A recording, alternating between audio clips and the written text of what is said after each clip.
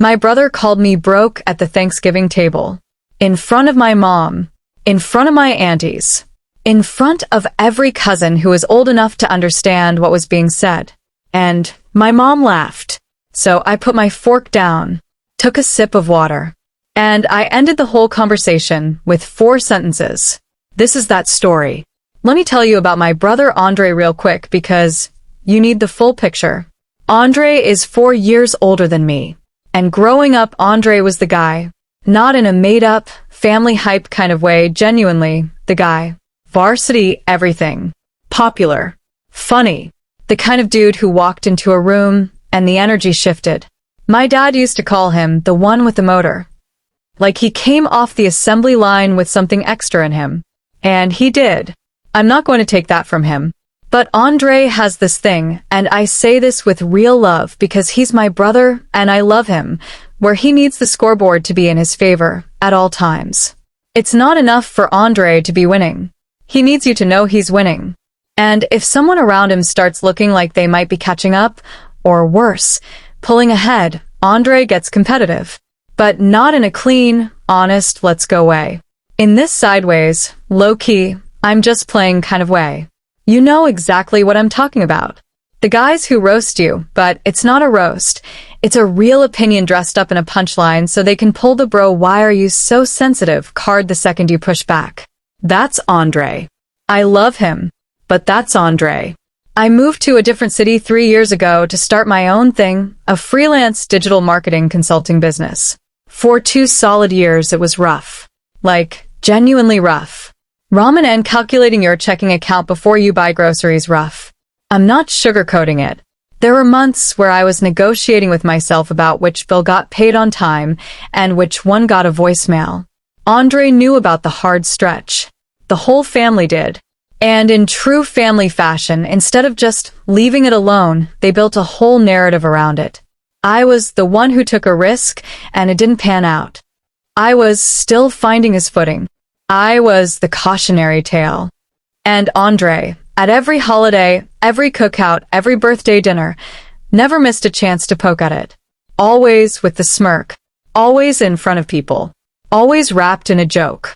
You still doing the marketing stuff, bro? You actually eating off that? How's the city treating you?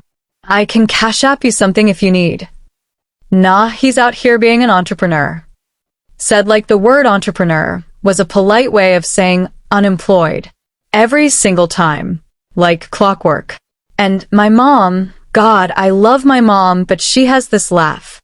This specific, airy, boys will be boys laugh she does when she doesn't want to choose sides, but is absolutely choosing sides.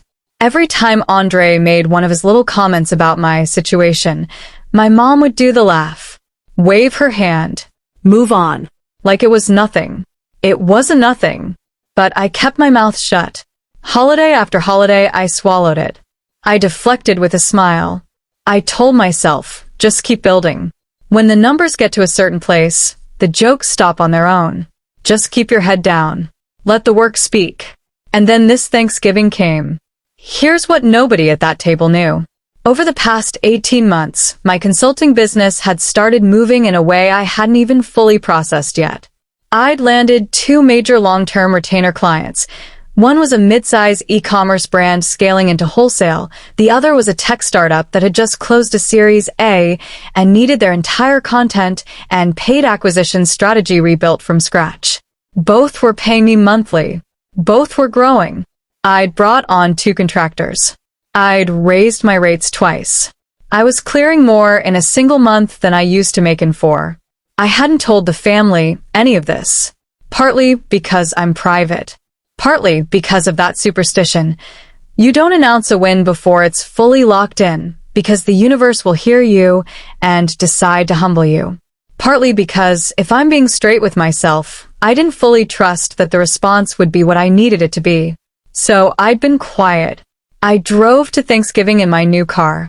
Nothing crazy. A clean used Audi A5, dark gray, leather interior, heated seats. I'd paid cash for it. That part still didn't feel real to me, if I'm honest.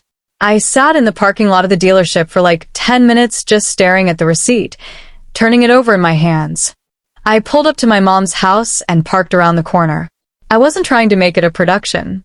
I grabbed the bottle of wine I'd brought for my mom, walked in, hugged everybody, helped carry dishes to the table, spent 20 minutes talking to my Uncle Ray about his fantasy football team, even though I have never once cared about fantasy football.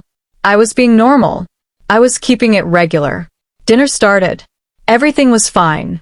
Until it wasn't. About 40 minutes into dinner, my cousin Jalen mentioned something about his 401k. He'd just started a new job that had matching contributions, and he was trying to figure out how aggressive to go with it. That opened the door to a whole investing conversation around the table. My Uncle Ray said he didn't trust the stock market, hadn't since 2008. My Auntie Bev said she and her husband had been putting money into a rental property down in Georgia. My cousin Tasha said she'd been doing a little bit with an index fund, but didn't really understand it yet. It was just normal dinner conversation, real stuff, the kind of talk that actually matters. And then somebody, I think it was Jalen, looked over at me and said, "What about you? You been doing anything with your money?" Completely innocent, just including me in the conversation. And before I could even open my mouth, Andre laughed. That laugh. The one I'd heard 100 times. The one that wasn't really a laugh. He leaned back in his chair, did that slow head tilt thing he does, got that half smirk going, and said, "Investing? Bro's still trying to figure out how to keep money." Completely innocent. Just including me in the conversation. And before I could even open my mouth, Andre laughed. That laugh. The one I'd heard 100 times. The one that wasn't really a laugh. He leaned back in his chair, did that slow head tilt thing he does, got that half smirk going and said, "Investing? Bro's still trying to figure out how to keep money." He said it easy, casual, like he was just stating a fact everybody already knew. And then he picked up his fork and kept eating, like what he just said was nothing. Like it was just brothers being brothers. The table got a little quieter. Not silent, but quieter. And my mom laughed. Short, light, airy, that specific laugh. And she shook her head slightly like these boys, and went back to her macaroni. And something in me just shifted. Not hot. Not explosive. Not table flipping. Something colder than that. Cleaner. Like a fog I'd been breathing for 3 years quietly lifted. And everything in that room came into sharp, clear focus. I looked at Andre. He was already moving on, talking to Jalen about something else, completely unbothered. The joke had landed. He'd gotten the laugh from my mom, and now it was filed away and forgotten. For him. I looked at my mom, still smiling, still passing dishes. And I thought about every Thanksgiving before this one. Every Christmas. Every 4th of July cookout. Every birthday dinner where I'd smiled through something I should have responded to.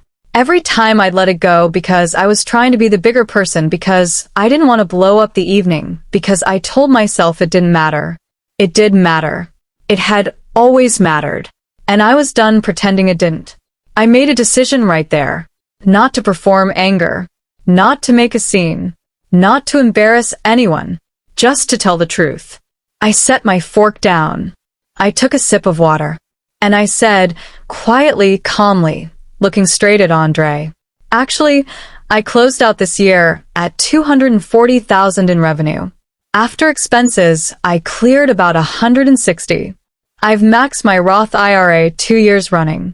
I've got a brokerage account and an emergency fund that covers 14 months. And I paid for my car in cash. So yeah, I've been doing a little something with my money." And I picked my fork back up. Y'all, I need you to actually picture what happened to that room. It didn't explode. Nobody screamed. There was no dramatic moment where dishes went flying. It just stopped. Like someone hit a pause button on a remote that nobody knew existed. Jalen, mid-reach for the rolls, froze with his hand in the air. My Auntie Bev set her glass down so slowly and carefully it made no sound at all. My Uncle Ray, who had not been fully tracking this conversation, was suddenly, completely, tracking this conversation. I don't know what his instincts picked up, but his head turned and his eyes were sharp. Tasha looked at her plate, then looked up, then looked at Andre. And Andre, who always had something to say, who had a comeback for everything, who had been making this joke in various forms for 3 years without a single consequence. Andre's face went blank. Not processing blank. Not surprise blank. Blank blank. Like a computer handed a task it wasn't built to run. Like a man who stepped confidently off a curb and discovered the ground was a foot lower than he calculated. His mouth opened slightly. Nothing came out. And my mom was not laughing. She was looking at me with an expression I am still, weeks later, trying to fully decode. It wasn't pride exactly. It wasn't upset. It was something more complicated and more honest than either of those things. Like she was looking at her son and finding someone who had been standing right there the entire time, and she'd somehow been looking 2 feet to the left of him for 3 years without realizing it. The table held that silence. 5 seconds. 6. 7. And then Jalen, God bless Jalen, the man has always had timing, broke it. He pointed at me and said, "Yo, walk me through the brokerage situation. What are you actually buying?" And that was it. The seal broke. My Uncle Ray leaned forward. Tasha started asking questions. Even my Auntie Bev, who I don't think has ever asked me about my work in her life, wanted to know what a retainer client meant. And Andre sat there, quiet, eating his food. For the next hour, I had the most real conversation I'd had at a family dinner in years. Not a performance. Not a clapback victory lap. Just real talk. About how the business had grown. About how retainer structures work versus project-based work. About index funds and Roth IRAs and why I'd made the specific choices I'd made with my money after 2 years of having almost none of it. My Uncle Ray, the man who said he didn't trust the stock market since 2008, was taking notes on his phone. Not joking. Literally pulling up his notes app. Jalen and I exchanged numbers to keep the conversation going after dinner. And Andre was quiet through most of it. He contributed here and there, normal stuff, unrelated stuff. His voice was steady. He wasn't visibly rattled in any way you could point to, but the energy was completely different. Something that had been sitting on that table for 3 years, some running joke that had been passed around like a side dish at every family gathering, had been picked up and put away. And we both felt it. After dinner, my mom pulled me into the kitchen while I was helping wrap up leftovers. She waited until nobody else was in earshot. And then she said, real quiet, "Why didn't you tell me things had turned around like that?" I looked at her, and I said, "I did tell you things were going well, Mom. Every time you asked, you just kept asking if I was sure." She didn't say anything right away. She handed me a container to seal up. We finished wrapping the food without talking. But it wasn't an empty silence. It was the kind that means something is happening underneath it. The kind where words are being formed but aren't ready yet. I've had a few weeks now to sit with all of it. And I want to get honest with you for a minute because this story isn't really about money. The money was just the thing that was undeniable. Numbers are clean. You can't laugh off a number. You can't smirk at a number and keep eating. That's why I used them. Not to flex. Not to perform. But because I needed to say something in a language that couldn't be minimized or redirected or turned back into a joke. The real story is about something most of us know but don't always say out loud. The way the people closest to you can get locked into a version of who you are. A version that was accurate once during your hardest chapter and then just never got updated. I was the one who took a risk and struggled. That was my assigned role in the family story. And families, close ones especially, can get deeply attached to those roles. Not out of cruelty, most of the time. Not because they actually want you stuck. But because if you change, if you grow past the role, if you become something the story didn't account for, then everybody else has to update their understanding too. And that's uncomfortable. It takes effort. So it's easier to keep telling the old story. It's easier to keep laughing at the old joke. And I understand that. I genuinely do. I'm not sitting here acting like Andre is some villain because he isn't. He's my brother. He grew up in the same house I did, with the same pressures, the same expectations, the same family dynamics that shaped all of us in ways we're still figuring out. But understanding the psychology of it doesn't mean I'm required to keep absorbing it. That's the thing I got wrong for 3 years. Every time I let the comment slide, every time I smiled through it, every time I chose the peace over the truth, I was, without meaning to, confirming the story. I was telling Andre and my mom and everyone at that table. Yeah, the joke is accurate. Yeah, I'm still that guy. Yeah, you can keep laughing. The silence I created at that dinner table, that frozen, nobody moving, what just happened silence, that was the sound of a story being rewritten in real time. And I needed it.